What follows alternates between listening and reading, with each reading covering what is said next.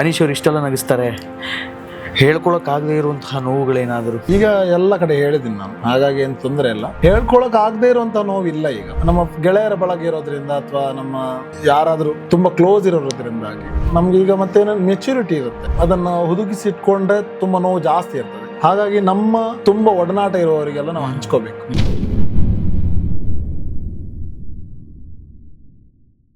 Comedy ಕಿಲಾಡಿಗಳಾಯ್ತು, short cinema ಆಯ್ತು, ದಸ್ಕತ್ ಆಯ್ತು, direction ಮಾಡ್ತಾ ಇದ್ದೀರಿ. What next? ಮುಂದೇನು? ನೆಕ್ಸ್ಟ್ ಕೂಡ ಮೂವಿ ಮಾಡ್ತೀವಿ, ಡೈರೆಕ್ಷನ್ ಮಾಡ್ತೀವಿ.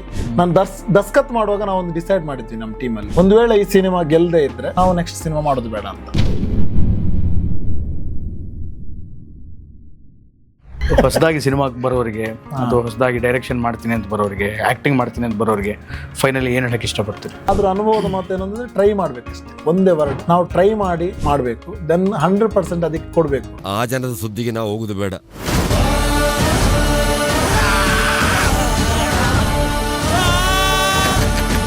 ಕಾಂತಾರ ತುಳು ವರ್ಷನಲ್ಲಿ ಹಾಡಾಡ್ಬಿಟ್ಟಿದ್ದೀರಂತೆ ನೀವು? ಇಲ್ಲ, ಕನ್ನಡದ್ದೇ ಹಾಡಿದ್ ನಾನು, ತುಳು ವರ್ಷನ್ ಅಲ್ಲ.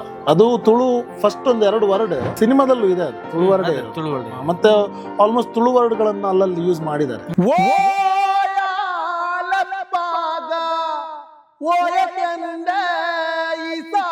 ಪಾರ್ವತಿ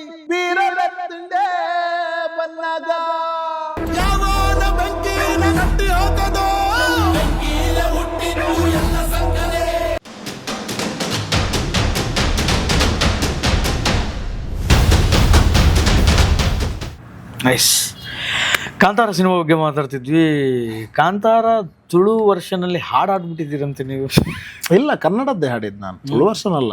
ಅದು ತುಳು ಫಸ್ಟ್ ಒಂದು 2 ವರ್ಡ್ ಸಿನಿಮಾದಲ್ಲೂ ಇದೆ, ಅದು ತುಳು ವರ್ಡ್. ಮತ್ತೆ ಆಲ್ಮೋಸ್ಟ್ ತುಳು ವರ್ಡ್ಗಳನ್ನ ಅಲ್ಲಲ್ಲಿ ಯೂಸ್ ಮಾಡಿದ್ದಾರೆ ಹಾಡುಗಳಲ್ಲಿ. ಅಂದ್ರೆ ನೀವೇ ಪ್ಲೇ ಬ್ಯಾಕ್ ಸಿಂಗರ್ ಅನ್ನೋ ತರ ಎಲ್ಲ ಪೋಟ್ರೆ ಮಾಡ್ಬಿಟ್ಟು. ಅದೇನಾಯ್ತು ಅಂದ್ರೆ ಇನ್ಸ್ಟಾಗ್ರಾಮ್ ಅಲ್ಲಿ ನಮ್ಮ ಸಮರ್ಥನ್ ರಾವ್ ಅಂತ ಇದ್ದಾರೆ, ನಮ್ಮ ಮ್ಯೂಸಿಕ್ ಡೈರೆಕ್ಟರ್ ದಸ್ಕತಿದ್ದು. ಅವ್ನು ನನಗಿಂತ ಸಣ್ಣವನು ಏಜ್ ಅಲ್ಲಿ. ಅವನು ಗೊತ್ತಿಲ್ಲ ಶಿವನೇ ಹಾಡನ್ನ ಹಾಡಿದ್ದ ಇನ್ಸ್ಟಾದಲ್ಲಿ. ಹಾಡಿದಾಗ ನಾನು ಯಾವ್ದೋ ವಿಷಯಕ್ಕೆ ಅವನಿಗೆ ಕಾಲ್ ಮಾಡಿದ್ದೆ. ಅವನು ಮತ್ತೆ ಒಂದು 2-3 ಲಕ್ಷ ವ್ಯೂಸ್ ಆಗಿತ್ತು, ಒಳ್ಳೆ ರೀಚ್ ಆಗಿತ್ತು. ಒಳ್ಳೆ ಸಿಂಗರ್ ಅವನು. ಹೌದು, ಅವನು ಕ್ಲಾಸಿಕಲ್ ಸಿಂಗರ್ ಕೂಡ. ತುಂಬಾ ಸೂಪರ್ ಆಗಿ ಹಾಡಿದ್ದ. ನನಗೆ ತುಂಬಾ ವೈಬ್ ಆಯ್ತು, ತುಂಬಾ ಖುಷಿ ಆಯ್ತು. ಕಾಲ್ ಮಾಡಿ ವಿಷಯ ಎಲ್ಲ ಮಾಡುವಾಗ ಹೇಳ್ದ, ಅನ್ಶಣ್ಣ ನಿಮ್ಗೆ ಅದು ಹೈ ಪಿಚ್. ನಾನು ಆಲ್ಮೋಸ್ಟ್ ನಮ್ಮ ದಸ್ಕತಲ್ಲಿ ಕೂಡ ಒಂದು ಆರ್ಟಿಕಲ್ ಒಂದು ಹಾಡು ಹಾಡಿದ್ದೇನೆ, ಅದು ವೈರಲ್ ಆಗಿತ್ತು ಆ ಕಡೆ ಫುಲ್. ಕಳೆಂಜ ಕಳೆಂಜ ಆಡೆ ಅಂತ, ಅದು ಫೋಕ್ ಸಾಂಗ್ ಅದು. ಸೊ ಅದನ್ನ ಅವನು ಕಂಪೋಸ್ ಮಾಡಿದ್ದ, ಅದು ಹೈ ಪಿಚ್ ಸಾಂಗ್ ಅದು. ಅವಾಗ ಹೇಳಿದ್ದ, ಅಣ್ಣ ಇದು ಕೂಡ ನೀವು ಹಾಡಿ. ಅವರು ಹಾಡಿದಾರಲ್ಲ, ಮೈಮ್ ರಾಮದಾಸ್ ಅವರು ಹಾಡಿರೋದು, ಒರಿಜಿನಲ್ ಸಿಂಗರ್. ಅದು ನೀವು ಸುಮ್ಮನೆ ಹಾಡಿ ಇನ್ಸ್ಟಾದಲ್ಲಿ ಹಾಕಿ ಅಂತ. ನಾನು ಗೊತ್ತಿಲ್ಲ, ಅಂದ್ರೆ ರೀಚ್ ಆಗ್ಬೋದು ಅಂತ ಒಂದು ತಲೆಯಲ್ಲಿ ಇತ್ತು. ಬಟ್ ಅಷ್ಟರ ಮಟ್ಟಿಗೆ ರೀಚ್ ಆಗಿ ನಾನೇ ಒರಿಜಿನಲ್ ಸಿಂಗರ್ ಅನ್ನೋ ತರ ಪೋಟ್ರೆ ಆಗಿ ಇಡೀ ಆಡಿಯನ್ಸ್ ಎಲ್ಲ ನೀವು ಹಾಡಿದ್ದು ಅಂತ. ನಾನು ಆಕ್ಚುಲಿ ಆಗಾಗ ಮತ್ತೆ ಅಲ್ಲಿ ಇನ್ಸ್ಟಾದಲ್ಲಿ ಕೆಳಗಡೆ ಯಾರು ಓದುದಿಲ್ಲ ಅಂತ ನನಗೆ ಅವತ್ತೇ ಗೊತ್ತಾಗಿದ್ದು. ನಾವು ಅಲ್ಲ, ಕ್ಯಾಪ್ಷನ್ ಓದುದಿಲ್ಲ ಅಂತ ನನಗೆ ಯಾವತ್ತೇ ಗೊತ್ತಾಗಿತ್ತು. ಕೆಳಗಡೆ ಕ್ಯಾಪ್ಷನ್ ಹಾಕ್ತಿವಲ್ಲ, ನಾವು ಕ್ಯಾಪ್ಷನ್ ಹಾಕಿ ಕೆಳಗಡೆ ಒರಿಜಿನಲ್ ಸಿಂಗರ್ ನೈಮ್ ರಾಮದಾಸ್ ಅಂತ ಹಾಕಿದ್ದೀನಿ. ಬಿಕಾಸ್ ಅವ್ರು ತುಂಬಾ ಒಳ್ಳೆ ಸಿಂಗರ್. ಅವರು ತುಳುವಲ್ಲಿ ತುಂಬಾ ಫೇಮಸ್ ಸಾಂಗ್ ಗಳನ್ನ ಹಾಡಿದ್ದಾರೆ. ವಾ ಪೊರ್ಲು ಯಾ ಕೆ ನಾಗ ಪಾಡ್ದಾನ ಅಂತ ಹಾಡು, ಅದು ಅವರೇ ಹಾಡಿದ್ದು ಫಸ್ಟ್. ಮತ್ತೊಂದು ದೀಪಾವಳಿಗೆ ಹಾಡಿದ್ದಾರೆ, ದೀಪಾವಳಿಯ ಒಂದು ಹಾಡು, ಬಲೆ ಉಂತುಲೆ ಮಾತಲೆಪ್ಪುಲೆ ನಮಲ ನಲಿಪುಗ ದೀಪ ನಲಿಕೆಲ್ಲ ಅಂತ ತುಳು ಹಾಡು. ಅದೆಲ್ಲ ನಾವು ಸ್ಕೂಲ್ ಡೇಸ್ ಅಲ್ಲೆಲ್ಲ ಡ್ಯಾನ್ಸ್ಗೆ ಉಪಯೋಗಿಸಿದ ಸಾಂಗ್. ಅವ್ರು ಸಿಂಗರ್ ಆಕ್ಚುಲಿ, ಅವ್ರು ತುಂಬಾ ಒಳ್ಳೆ ಫೋಕ್ ಸಿಂಗರ್. ಫೋಕ್ ವಾಯ್ಸ್ ತುಂಬಾ ಸೂಟ್ ಆಗುತ್ತೆ ಅವರಿಗೆ. ಇದನ್ನ ಅವ್ರು ಹಾಡಿದ್ದು ಅಂತ ನಮ್ಗೆ ಗೊತ್ತಿತ್ತು ಆಲ್ರೆಡಿ. ಸೊ ನಾನು ಕೂಡ ಟ್ರೈ ಮಾಡಿದ್ದೆ ಅಷ್ಟೊಂದು 1-1.5 ನಿಮಿಷ ಟ್ರೈ ಮಾಡಿ. ನನಗೆ ಲಿರಿಕ್ಸ್ ಮರ್ತೋಗ್ತದೆ, ಲಿರಿಕ್ಸ್ ನೋಡ್ತೀನಿ. ನೋಡಿ ತಕೊಳ್ಳಿ. ಮತ್ತೆ ತುಂಬಾ ಚೆನ್ನಾಗಿ ಹಾಡದೇ ಇದ್ರೆ ಬೈಕೋಬೇಡಿ. ಇಲ್ಲ, ಹಂಗೇನಿಲ್ಲ, ನಮ್ಮ ಆಡಿಯನ್ಸ್ ಅಡ್ಜಸ್ಟ್ ಮಾಡ್ಕೋತಾರೆ ಎಲ್ಲದಕ್ಕೂ. ಆಮೇಲೆ ಈಗ ಹೇಳ್ತಿದ್ದೀನಿ, ಒರಿಜಿನಲ್ ಪಾಪ ಇವ್ರು ಹಾಡಿಲ್ಲ. ಒರಿಜಿನಲ್ ಹಾಡಿರುವಂತದ್ದು ಕೊಟ್ಬಿಡಿ, ಇಲ್ಲೇ ಕ್ರೆಡಿಟ್ಸ್ ಕೊಟ್ಬಿಡಿ. ಓದಲ್ಲ, ಕೇಳ್ತಾರೆ. ಕಾಂತಾರದಲ್ಲಿರುವಂತ ಒರಿಜಿನಲ್ ಹಾಡೇನಿದೆ, ಇದು ಕೋಟೆ ಕೊತ್ತಲ್ಲ ಸಾಂಗ್, ಅದನ್ನು ಹಾಡಿದವರು ಆಲ್ರೆಡಿ ಗೊತ್ತಿದೆ ಆಡಿಯನ್ಸಿಗೂ ಕೂಡ. ಬಟ್ ಕೆಲವರು ಅನ್ಕೊಂಡಿದ್ದಾರೆ ನಾನು ಅಂತ. ನಾನಲ್ಲ, ಮೈಮ್ ರಾಮದಾಸ್ ಅಂತ ತುಂಬಾ ಅದ್ಭುತವಾದಂತಹ ಹಾಡುಗಾರರು, ಅವರು ಗಾಯಕರು. ಸೊ ಈಗ ಮತ್ತೊಂದ್ಸಲ ನಾನು ಟ್ರೈ ಮಾಡ್ತೀನಿ. ಅವ್ರ ಥರನೇ ಹಾಡ್ತಾರೆ ನೋಡಿ. ಅವ್ರ ಥರ ಹಾಡೋಕ್ಕಾಗಲ್ಲ, ಅವರಿಗಿಂತ ಸ್ವಲ್ಪ ಕಮ್ಮಿ ಹಾಡ್ತೀನಿ. ಗೊತ್ತಿಲ್ಲ ಹಾಗೆ ಬರ್ತದೆ ಅಂತ, ಅದರಲ್ಲಿ ಹಾಡಿರ್ತಾರೆ. ಬರ್ಲಿ ಒರಿಜಿನಲ್ ಸಾಂಗ್ ಹಾಕ್ಬಿಡೋಣ.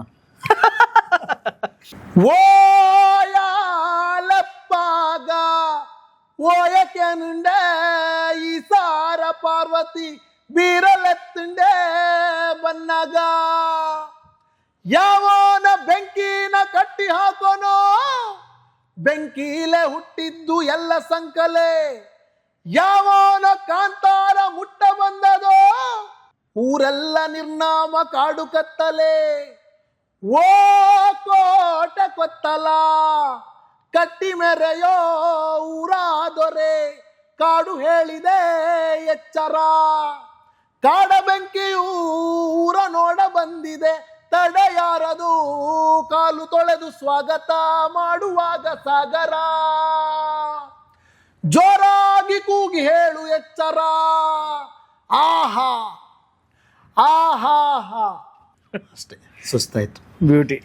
ಬಹಳ ಶ್ರಮ ತಗೊಂಡ್ರಿ, ಬಹಳ ಶ್ರಮ ಪಟ್ರಿ. ಅದು ತುಂಬಾ ಹೈ ಪಿಚ್. ಹೌದು. ನಾನೊಂದು ಲೆವೆಲ್ ಹೈ ಹಾಡಿದ್ರೆ ಅದೊಂದು ಕಷ್ಟ ಆಗ್ತದೆ. ಆದ್ರೆ ಸೀರಿಯಸ್ಲಿ ನಾನು ಇನ್ಸ್ಟಾಗ್ರಾಮ್ ಅಲ್ಲಿ ಕೇಳಿದಾಗ ಅದನ್ನ ನೋಡಿದಾಗ ನಿಜವಾಗ್ಲೂ ನೀವೇ ಆಡಿದ್ದೀರಿ ಅಂತ ನಾನು ಅನ್ಕೊಂಡ್ಬಿಟ್ಟಿದ್ದೆ. Thank you so much. ನಾನು ಓದಿಲ್ಲ ಕೆಳಗಡೆ ಏನ್ ಬರೆದಿದ್ದೀರಿ? ಯಾವತ್ತಿಗೂ ಅವರಿಗೆ ಸಲ್ಪ ಅದೇ ಅವ್ರಿಗೆ ಸಲ್ಬೇಕು, ನಾನು ಓದಿಲ್ಲ ಕೆಳಗಡೆ ಕ್ಯಾಶ್ ಅನ್ನೋದಿಲ್ಲ. ಇವತ್ತು ಯಾರಾದ್ರೂ ಓದೋದಿದ್ರೆ ಓದ್ಲಿ, ಅದಕ್ಕೆ ಹೇಳಿಸ್ಬಿಟ್ಟಿದ್ದೀನಿ. ಅಂಡ್ ನಗಿಸುವವರಿಗೆ ಸುಮಾರು ನೋವುಗಳಿರುತ್ತಂತೆ, ಅದಕ್ಕೆ ನಗಿಸುವ ಆತನ ನೋವುಗಳು ಅಂತ. ಚಾರ್ಲಿ ಚಾಪ್ಲಿನ್ ಎಷ್ಟೇ ನಗಿಸಿದ್ರು ಆತನಿಗೆ ಆತಂದೇ ಆದ ಒಂದು ಸಂಕಟ ಇತ್ತು, ಆತಂದೇ ಆದಂಥ ಒಂದು ನೋವಿತ್ತು. ಅನೀಶ್ ಅವ್ರು ಇಷ್ಟೆಲ್ಲ ನಗಿಸ್ತಾರೆ, ಹೇಳ್ಕೊಳಕ್ಕಾಗದೇ ಇರುವಂತಹ ನೋವುಗಳೇನಾದರೂ? ಈಗ ಎಲ್ಲ ಕಡೆ ಹೇಳಿದ್ದೀನಿ ನಾನು, ಹಾಗಾಗಿ ಏನು ತೊಂದರೆ ಇಲ್ಲ. ಹೇಳ್ಕೊಳಕ್ ಆಗದೆ ಇರುವಂತ ನೋವು ಇಲ್ಲ ಈಗ. ಬಟ್ ನೋವು ಎಲ್ಲವೂ ಇರ್ತವೆ, ಹೇಳ್ಕೊಡ್ತೀವಿ. ಅಂದ್ರೆ ನಮ್ಮ ಗೆಳೆಯರ ಬಳಗ ಇರೋದ್ರಿಂದ ಅಥವಾ ನಮ್ಮ ಯಾರಾದ್ರೂ ತುಂಬಾ ಕ್ಲೋಸ್ ಇರೋದ್ರಿಂದಾಗಿ ನಮ್ಗೆ ಈಗ ಮತ್ತೆ ಮೆಚುರಿಟಿ ಇರುತ್ತೆ. ಸೊ ಅದನ್ನ ಹುದುಗಿಸಿ ಇಟ್ಕೊಂಡ್ರೆ ತುಂಬಾ ನೋವು ಜಾಸ್ತಿ ಇರ್ತದೆ. ಹಾಗಾಗಿ ನಮ್ಮ ತುಂಬಾ ಒಡನಾಟ ಇರುವವರಿಗೆಲ್ಲ ನಾವು ಹಂಚ್ಕೋಬೇಕು.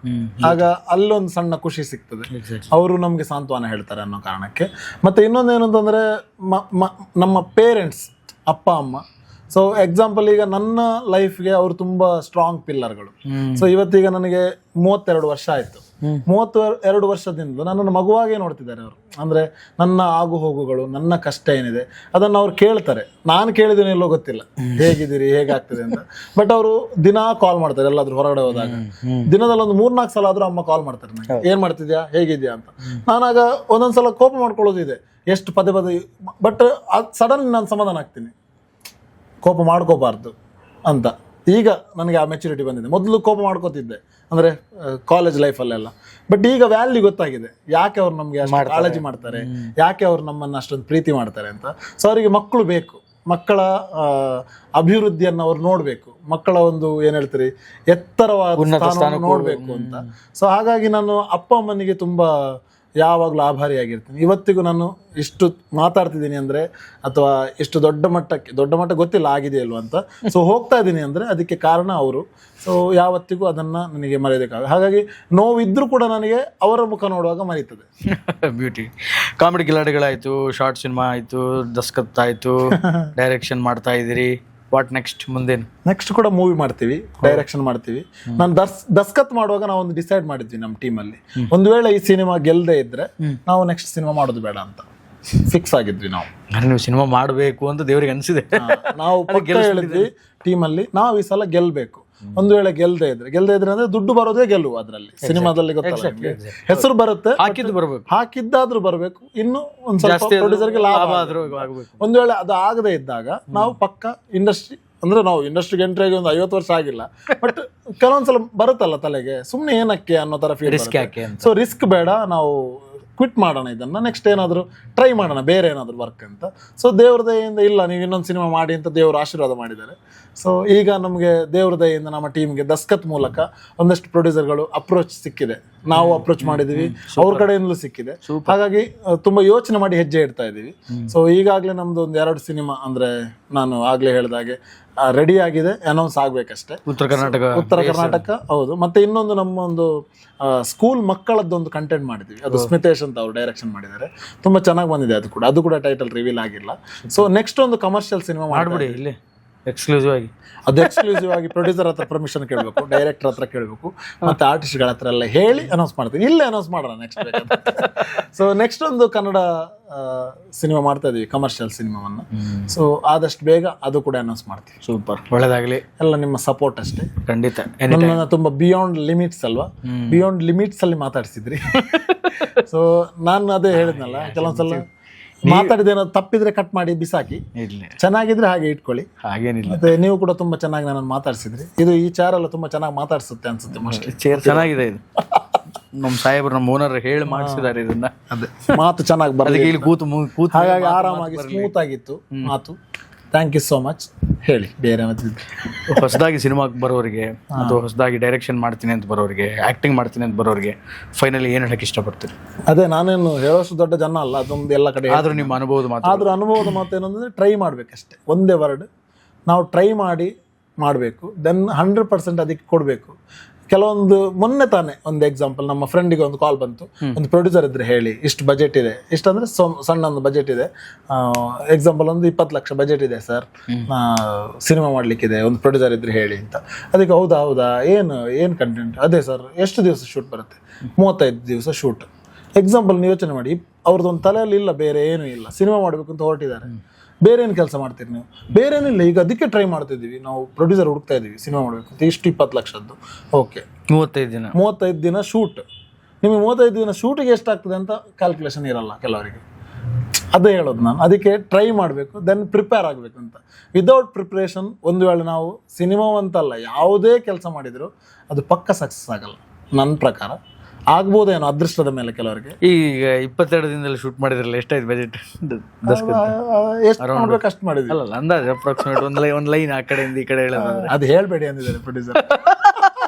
ಅಂದ್ರೆ 20ಕ್ಕಿಂತ ಜಾಸ್ತಿನಾ 20ಕ್ಕಿಂತ ಕಡಿಮೆನಾ? 20ಕ್ಕಿಂತ ಜಾಸ್ತಿ. ಅದೇ ಹೇಳಿದ್ ನಾನು ಎಕ್ಸಾಂಪಲ್. ಕ್ವಾಲಿಟಿ ಬೇಕಲ್ಲ, ಕ್ವಾಲಿಟಿ ಬೇಕು. ಮತ್ತೇನಂದ್ರೆ ಊಟಕ್ಕೆ ಆಗುತ್ತೆ ಸರ್ ಅಲ್ಲಿ 35 ದಿವಸಕ್ಕೆ ಜನರೇಟರ್ ರನ್ ಯೋಚನೆ ಮಾಡ್ಬೇಕಲ್ಲ ಅಂತ ನಾನು ಹೇಳೋದು. ಅದಕ್ಕೆ ಇಷ್ಟೇ ಸಜೆಷನ್ ಅಂತಲ್ಲ, ಯಾರೇ ಬರೋದಾದ್ರೂ ಕೂಡ ಈಗಿನ ದಿನಗಳಲ್ಲಿ ಪ್ರೊಡ್ಯೂಸರ್ ನಾವು ಉಳಿಸ್ಬೇಕು.